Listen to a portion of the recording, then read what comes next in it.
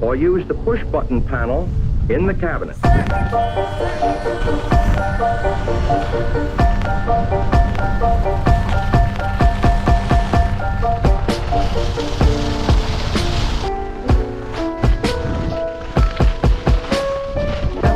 With remote control color television. So beautiful, it enhances and clean, modern styling.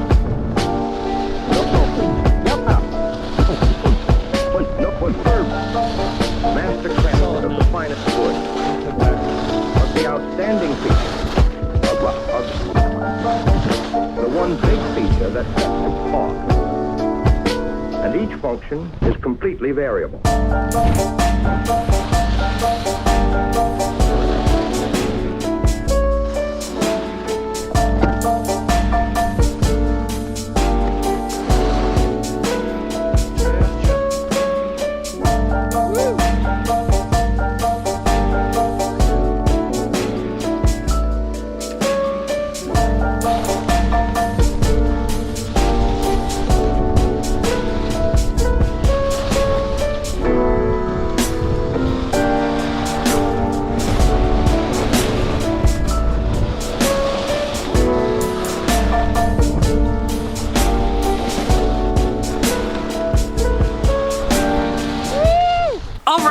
Welcome. If you're new to the channel, my name's Elliott and you're watching Rickety Ski Reviews. Today we're reviewing the Peak 88 by Bode Miller. Now, this brand sent me the skis, full disclosure. I was not paid by them. I do not accept money from any ski brand, and Peak was no exception. And I did provide my own bindings and paid to have them mounted, which is more than I would pay for a demo, but I was happy to do it. Just trying to give you guys full disclosure on everything. Now, I skied these in a 184. They come in kind of this brush metal red, but make no mistake, these are not very heavy metallic feeling skis. It is more of a cosmetic. Now for an 88mm width ski, you can kind of see it's got a pretty gradual splay on the tips, a very healthy amount of camber, and a very subtle splay on the tails. These skis retail for $860, and I will have an affiliate link down below. So because I don't take money from ski brands, that is how you can help support me. If you're interested in buying these and this helps you make your decision, please consider using that affiliate link. That's a free way to support the channel. $860 if you buy them like the current year, right during the winter. I typically see them on sale for anywhere from $400 to $600, but your mileage may vary and it may just depend on their inventory. Like I said, I skied these in a 184 and I felt like that was the perfect length for me as a person who's 6'1". But now that we got that out of the way, let's talk about how they actually felt on snow. And this is probably one of my most thorough reviews, just because this is a very diverse ski, and because I'm able to keep it and use it, I probably have skied on this 6 to 8 days, somewhere in that ballpark, depending. In part just because, you know, I want to try it in different snow conditions, or I felt something one day. And then also, you know, when I was testing the mounting points, I spent a full day on each mounting point. It wasn't just like, an hour here, an hour there. I really wanted to be thorough with these. And, you know, just in part because they're really fun to ski on. I keep kind of being like, oh, you know, today would actually be kind of perfect for those. But my first impressions were, holy moly, this is a springy, fun ski. I'm really impressed, and I really feel like this width for the Peak design and the keyhole design is really where it's at. It just feels like they've either fine-tuned the previous skis, or this is kind of the width in which this ski feels like it's at its best. The main characteristics I kind of felt were just a nice gradual flex. It's really a springy platform. I felt like this was the best platform for getting my energy to build. Like, you kind of build momentum in between turns, and this felt like just being on a trampoline. Like I could load up the ski and then propel myself into the next turn, and they were an absolute blast. I also really enjoyed the way that these kind of gradual splays go in the powder. But yeah, my first impression, just the first thing you feel on snow is just that really gradual, smooth, springy feeling. These were a real treat to ski on. But now that we talked about first impressions, let's talk about the upsides, and we'll talk about the drawbacks. Because like any ski, this ski is not exempt from that. Now let's just get this out of the way at first. I'm gonna give you just kind of the brief notes on mounting points, because I tested these for full days on 3 different mounting points. One was 1 click back on the demo binding, which means it's 0.5 centimeter back from kind of the recommended mounting point. Then the second day I went 2 clicks back, 3 clicks back on the third day. The reason I didn't go 1 click forward was just based on my experience with the Peak 104.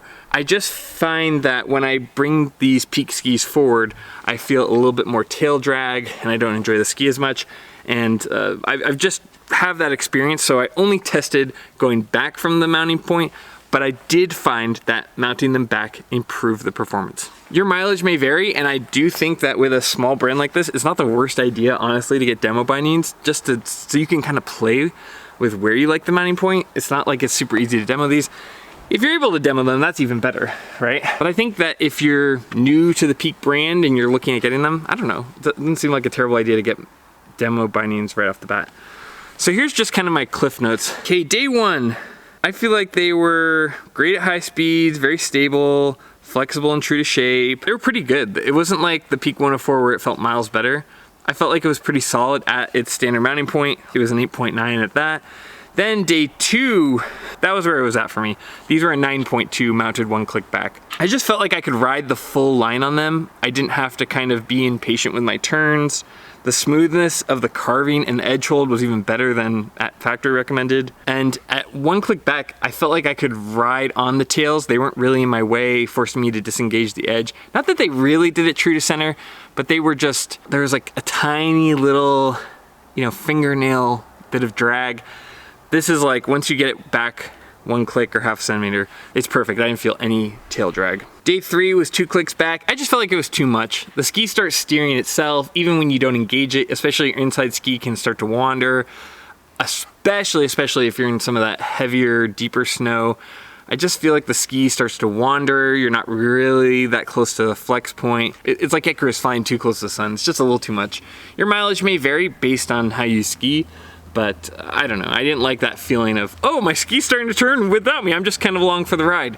In my humble opinion, 1 click back or half a centimeter was perfect for me. Now we're gonna continue the rest of the review based on my favorite setting, which was the 1 click back. So let's talk about some of the positives. I really like the short turns on this a lot more than the Peak 104. Obviously it's a narrower ski, but I liked how good it feels in the short radius turns and the hop turns. In the carve turns, it's really, really smooth. As I mentioned earlier, the springy platform is kind of this ski's signature in my opinion. It's so springy, it really loads energy in and out of the turns. It's a fun feeling to like get a little bit more energy out of your turns than you put into it. Oh, one thing I noticed in my notes was I feel like this might be one of the more efficient skis. This and like the DPS Carbon Pieceworks is really efficient in and out of the turns. I think Stokely gives you so much power that's kind of efficient just by brute force. Where this is like efficient, even if you're on mild terrain, you can get a lot of energy. This would probably be one of my first picks for going on a blue square run or somewhere where I'm not gonna have a ton of speed. I can build up speed and make really fun turns even without having to go super fast. They're really fun at high speeds, just because of how smooth the gradual flex is. But they have this diversity where even if you don't have a ton of speed, you can make your own fun by building up momentum and making hard turns. Oh, one thing I wrote, it's not missing a middle gear. It feels like it's, proficient at making medium radius turns, right? Especially if you're in a kind of a crowded area. But it feels so good at large radius turns that it kind of incentivizes you to only make those. Like either like the quick short radius turns, which is probably some of that keyhole technology where it's making quick pivot turns, or I always feel like the keyhole shows itself the most at short radius turns or in the trees when you need to kind of pivot and make quick turns around little moguls. But the kind of chef's kiss where this ski feels at its best is those smooth long radius turns where you can kind of cruise and build gradual energy because they're so kind of not soft but smooth flexing. There's a difference. Soft always to me denotes like the ski gets a threshold and then it doesn't hold. Smooth is kind of like you flex it and it gradually flexes. It doesn't give way at a certain point. It kind of allows you to build energy in your feet and in your boots and then gradually change its shape. And that's where the ski really shines. The long open radius turns are so fun on the ski. And it's not like it struggles in those other areas, but for me it's like I constantly feel incentivized, like, yeah, I'm having fun on these medium radius turns, but I could have a lot of fun just kind of surfing on those big open radius turns. These were an absolute blast. Most of my review honestly is going to be positive because I like these skis a lot. And like I said, I'm not paid by anyone. I don't take money from anyone. I just like good skis, and this is a good ski. But every good ski has downsides and trade-offs, and this ski is no exception. So let's talk about the trade-offs. I'd say where this ski struggles more is in the really, really hard pack. They're not very heavy, dense, damp skis. Now, I'm not upset that they're not heavy, damp skis. You know what I mean? I like that gradual, smooth flex. But I'd say that if you're someone looking at this ski really shows its true potential in some of the softer snow or well-groomed snow. As soon as you get into kind of the bulletproof stuff, there's not a lot of weight, or it doesn't feel like there's a ton of density or dampness to kind of eat up that chatter. So you will feel it. I think once you have the ski engaged, it really eliminates a large percentage of that chatter. So I guess if you're just coming into firm snow, be confident, keep your ski engaged. It's always kind of a game of chicken when you're going like that. Like, you know, if you back off and you feel unsafe, which is usually what happens to me when I look at ice, then you're gonna feel more chatter. So I don't feel like this ski is a big, dense crud cutter. I feel like this is like a really fun, gradual, smooth ski. This feels to me how good DPS feels in the powder. This ski feels that good on groomed runs. Maybe it's just the width, maybe it's just the shape, but this feels like a leaps and bounds improvement. I mean, I did really like those 104s for the powder, and especially once I got them kind of mounted in that sweet spot. But for me, one click back, this is my favorite peak ski I've reviewed, and one of my favorite skis I put on my feet all season. I can't believe these kind of don't get more noticed. I skied some Blizzard Anomaly 88s that I was really disappointed in, just because they don't have a lot of character, and I'll have a full review out on that. I've skied on some skis where it feels like a boardroom kind of decided the design and shape. This feels like someone's design, like someone was like, I want this to be good at nice, open, smooth turns. It feels good at high speeds. It feels good when you go off trail. It's got a lot more diversity than you might expect. I wouldn't take this in more than 4 to 5 inches of powder, but if you're going on a day where there's kind of leftover powder from a storm like I did on Monday, we had a storm Saturday and Sunday, and then I didn't make it up till Monday. And it's like, okay, well, I had a ton of fun on the groomed runs, had a ton of fun on the corduroy, and then I could kind of blend it into the powder. And I feel like that's really where the ski shines. The design honestly just feels like it has a lot of care put into it. Somebody wanted this to carve well and carve smoothly. I don't think it's the bitiest ski. It's not like a Kendo or Mantra 88 where it's like really, you're making turns right underneath your feet, or you're kind of gonna throw the skis around like a Nordic Enforcer. I feel like this is somebody who's almost looking for like a longboard surfing, where you're gonna build up your momentum and you're gonna build up the flex. But once you get it there, the turns are so smooth, it's so rewarding. To me, the good outweighs the kind of things that they chose to sacrifice. It feels like all good decisions, and there isn't a lot of like bet hedging. You know, like I've been on some skis where I'm like, oh, well, this ski could be really good if they fixed X, Y, and Z, but I can tell that they're just trying to appeal or not offend a lot of people. This feels like a ski that was designed with a purpose, and that's nice, open radius turns, high speeds, and gradual flex. With also, you know, if you get some surprise powder or leftover powder and light snow, this ski's gonna do super well. Certainly wouldn't be my choice for hot, heavy, wet snow, but for something where you're gonna get any kind of carving, or you're not sure, or you're gonna have surprise powder, I had a ton of fun on these. The other thing I had in my notes was that if you tighten up your boots, which is like any ski, but there are some skis where once you tighten up your boots, you'll kind of max out the ski. You kind of go over the top, or you're just giving the ski more energy than it can take. I kept tightening my boots and kept getting more energy out of these. The threshold in which these can take power and take energy and get you out of the turn is really wild. So what would I give these for a score? The price and value I think is pretty middle of the road, pretty average for what you see. These are made in Ukraine. These are very unique. I think if that matters to you, if you want to try something unique that you won't see very often. The downside is these will be harder to demo or rent, so testing them and mounting point can be a little bit more difficult. I think it's a pretty good value at $860, honestly. Just because they carve really well and you can go in light amounts of powder. I'd much rather have this than some of those light powder skis I reviewed earlier. Definitely I'd rather have this over a Fisher Ranger 102, and I feel like it does 90% of what that Fisher does, and does it better. It's a little bit on the pricey side. It's definitely not a crud cutter, but if you're somebody who likes carving and likes to have diversity and go in soft snow, this is an excellent option. So for me, this is a 9.2, especially at the one click back. I think I had it at 8.9 when it was at factory recommended. And if you go 2 clicks back, it's like a 6. It's just, yeah, the ski's turning on its own. But at one click back, if you find the ski sweet spot, this is 9.2. This is a tremendous ski. It's probably one of my favorite skis I've skied on all year. I was really pleased to be on these. And I can see a wide variety of people having fun on them and enjoying them. So anyway, that's the end of the video.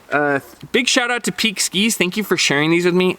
I also want to say one thing about Peak in general. I have to admit I'm eating crow a little bit. When I first saw that Bode Miller was promoting or working with a second or third ski company, I was so skeptical. In fact, I had a whole kind of nasty video being like, oh, well, you know, this is just another one over with Bode and he's gonna be with this brand and then ditch it.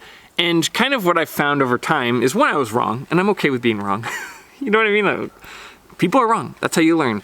But he is really stuck with this company and seems really invested in making a good quality ski. It seems like he kind of wasn't at the helm of some of those other companies. I'm not excusing it so much as I kind of understand it, that when you get involved with some of these companies and it turns out you don't actually have as much creative control as you thought, this feels like somebody who understands carving. I don't know if that's Bode or the person he's working with, but whoever's at the helm designing these skis really understands what feels good out of a carved turn. And I don't know. I just want to admit I was wrong. I was wrong about Bode. This is a good design. He does seem to be trying to make good quality skis. I don't totally always understand what their big plan is. I know they've talked about making skis for other companies. Maybe that'll work long term. I can't really speak to their business model, but as far as how these skis feel on the snow, these are the real deal. These are really, really fabulous skis, and I have no hesitation recommending these. It's nice to see someone trying to make a unique design, not just something that will be popular in demo shops. I also want to say a big shout out to Peak. Thank you for sharing these skis with me. I know I'm a smaller channel, right? There's not a lot of production value, but it's my honest opinion. It can't be bought or sold. And in my opinion, these are great skis. So big shout out to Peak. Thank you for sharing these with me. And if you're interested in buying these, I will have an affiliate code down below. Please consider using that, as that helps allow me to review more skis in the future. If you like this kind of content, please consider liking, subscribing. That's a free way to support the channel. We also have channel memberships down below. As always though, more than anything, just thanks for taking the time to watch my video. It's what has allowed me to have access to skis like this and work with brands like Peak and every other brand that I work with. And I don't know, I know you guys take time out of your day, and that means a ton to me. And as always, I'll see you in the next one. See ya.